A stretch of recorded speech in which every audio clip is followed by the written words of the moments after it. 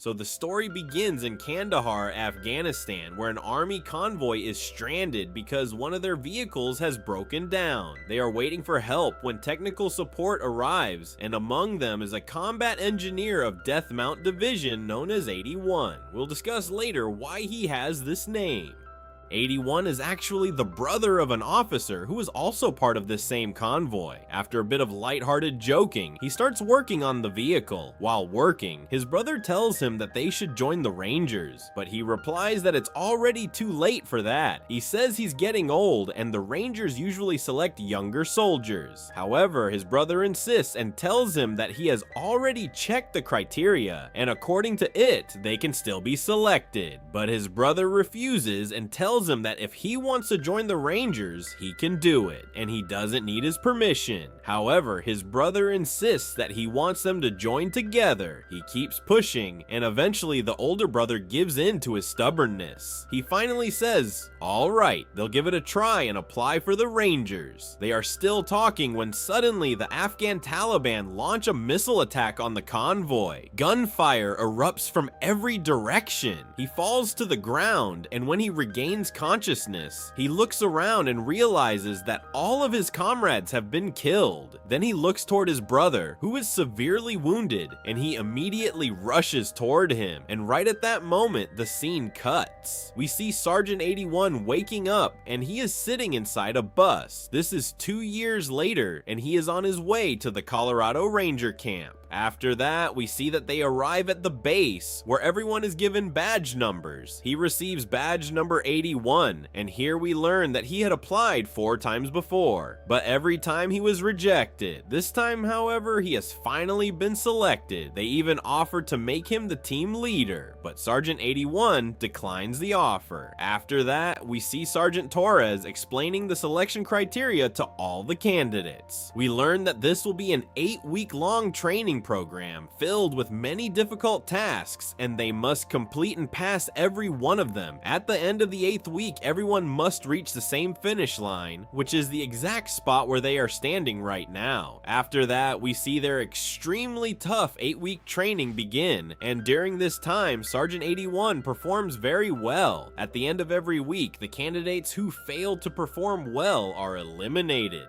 After that, we see a scene where all the soldiers are sitting in the canteen, eating their meal, and everyone finds out that 81 was actually a combat engineer who served in the Death Mountain Division. At the same time, we see on the screen that an unidentified object is rapidly heading toward Earth, which is probably an asteroid. And just like that, we see all the candidates entering the 3rd week of this extremely tough training. However, we notice that 81 mostly keeps to himself. He struggles to sleep and doesn't even try to bond with the other candidates. After that, we see a task where all the candidates have to perform an underwater challenge. 81 performs very well, but suddenly he remembers the accident that happened in Afghanistan with his brother and his entire unit. Because of this, he loses control and falls unconscious in the water. His fellow candidates quickly pull him out, but the sergeants, including Torres, notice what happened and they call him into the office. After that, in the next scene, we see 81 sitting with Sergeant Major Sheridan and Sergeant Torres. They explain to him that he is not fit and that he should leave the program. Hearing this, 81 becomes angry and tells them that he hasn't failed a single task yet, so on what basis are they trying to remove him?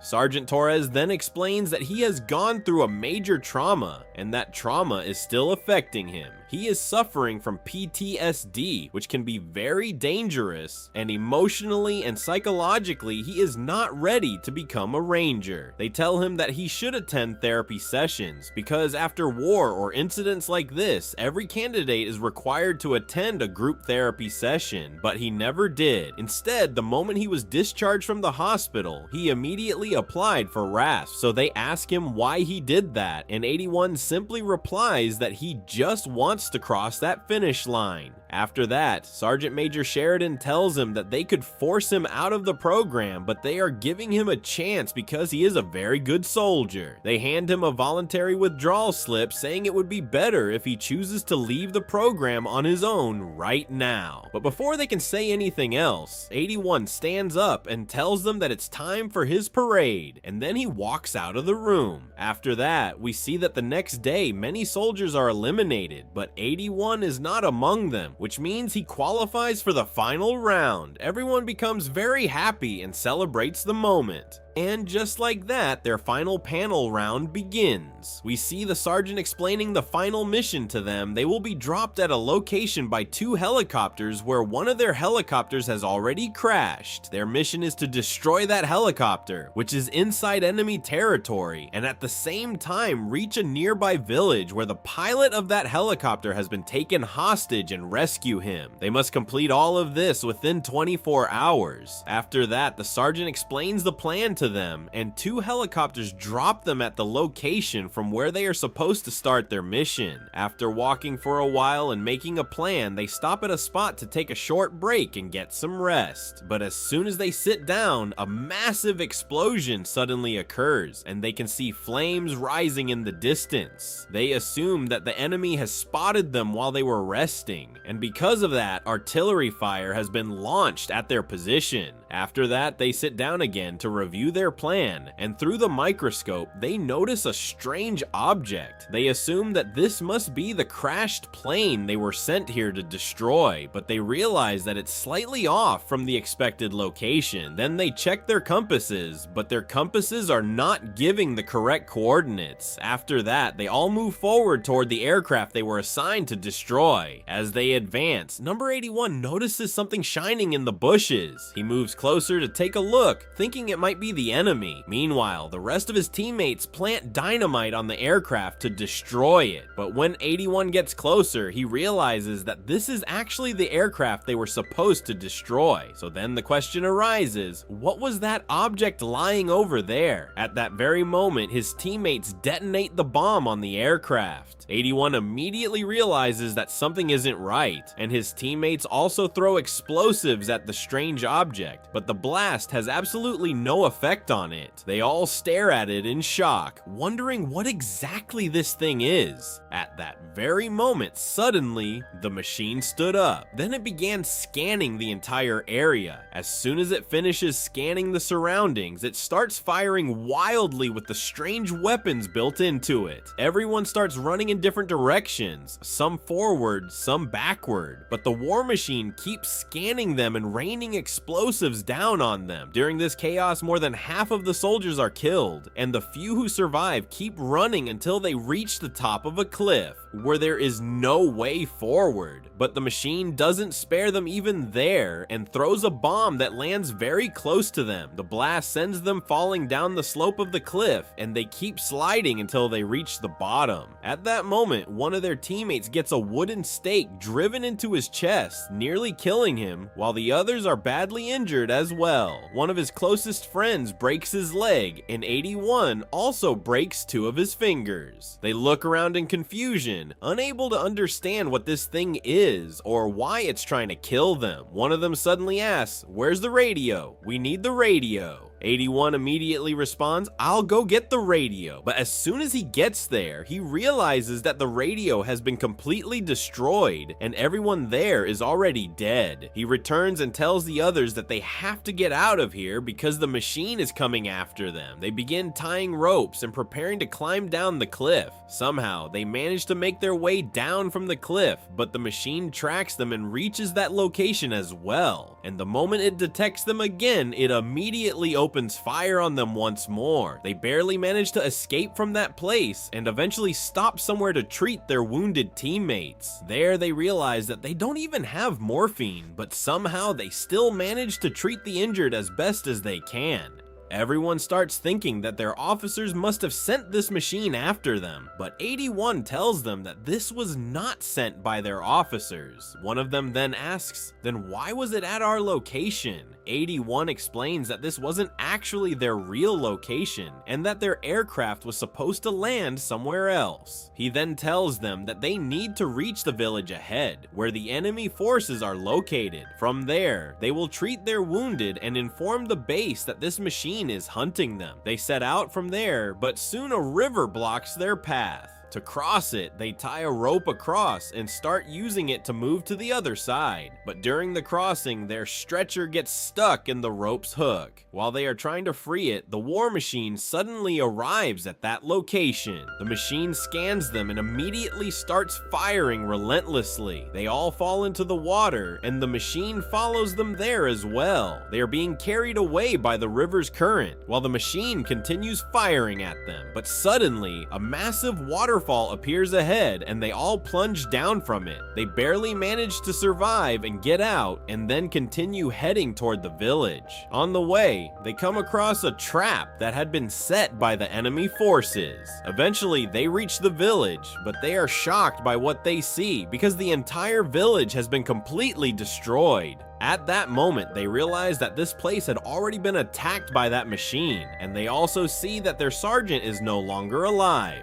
After that, 81 says that they need to leave this place immediately, but 15 responds that they need a little time. 81 replies that they don't have time, and this makes 15 angry. He tells him, "We're not machines like you. We have emotions too, and we're not war heroes like you." Hearing this, 81 gets angry and says that he is not a hero. He tells them that his brother died because of him, because he couldn't get him back to the base in time. And when he woke up in the hospital, they put a medal on him, which he says was one of the worst days of his life, because his brother died because of him. After hearing this, everyone becomes emotional. Then 81 says that they must leave this place and reach the base to inform them that the machine is coming after them. After that, they notice their rover, which is stuck, and they tie ropes and try to pull it out so they can use it to reach the base. They manage to pull the rover out with the ropes and start it, but by that time, the machine has already reached there. 15, who had gone back to retrieve the explosives, is killed by the machine at that very moment. The rest of them jump into the rover and head toward the base, but the machine keeps firing at them continuously, and a very dangerous battle begins. They do everything they can, but nothing seems to affect the machine. It keeps bombarding them with explosives, and during this chaos, the rover loses its balance and starts falling down into a ravine, sliding all the way until they finally crash into an open field below. But the machine keeps chasing them and reaches that location as well. And once again, a very dangerous fight begins between them. They do everything they can to destroy the machine, but it is extremely powerful. At that moment, number 81 fires a shell at the nearby mountain, causing huge chunks of rock to break off and crash down onto the machine. The blast is so powerful that their own rover is also destroyed in the explosion. After this, we are shown a scene from 2 years earlier where he is lying outside the base with his brother at the place where his brother died. At that very moment, 81 suddenly wakes up. He goes to check whether the machine has been destroyed or not, but he notices that only a single piece of it is lying there, while the rest of the machine is missing. He then realizes that the machine is trying to establish contact with someone, most likely with his other friends.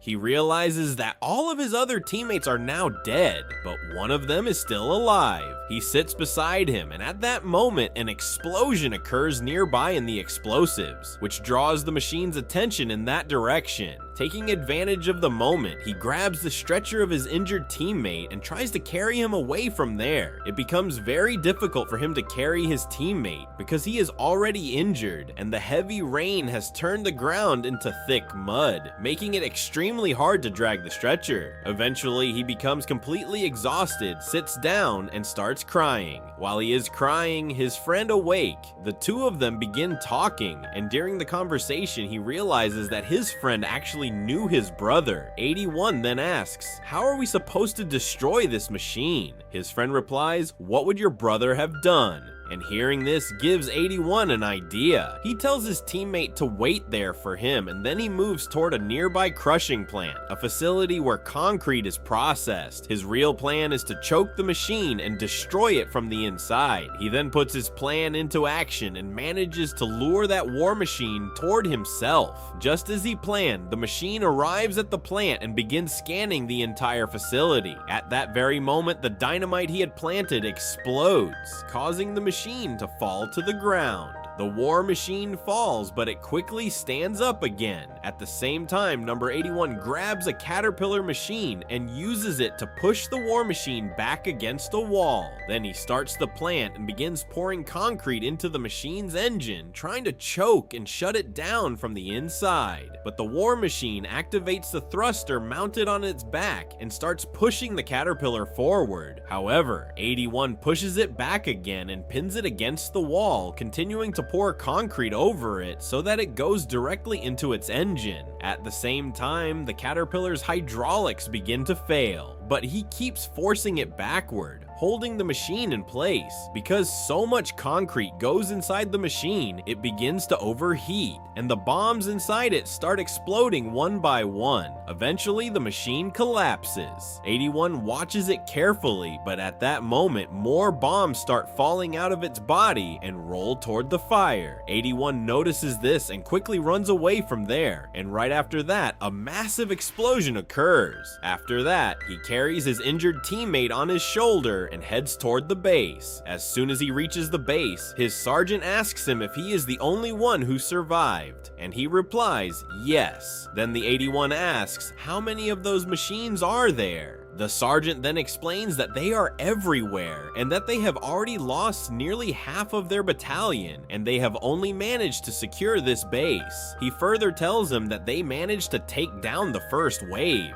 but this is a global invasion and these machines are everywhere. He realized that these machines exist in the thousands, perhaps even millions, across every corner of the world, spreading destruction everywhere. Armies from every country are fighting against them, but these machines are incredibly powerful. After this, his sergeant calls him into the meeting room and asks how he managed to destroy one of these machines, especially without using any weapons, since they are extremely difficult to destroy. Number 81 replies that the sergeant himself once told him that every machine has a limit and a weakness, and this machine has one as well. He then explains that if the machine's cooling system is jammed, it overheats and eventually destroys itself. Hearing this, the sergeant praises him and tells him that this information is extremely valuable and could save millions of lives. After that, the sergeant officially makes him a ranger and congratulates him, telling him that his brother would be very proud of him. After this, we see that he is preparing for a new mission and motivating his fellow soldiers. Then we see all the soldiers moving out because a new operation is about to begin called Global Shield. And with that, the movie comes to an end here. So friends, what do you think? When will the next part of this story arrive?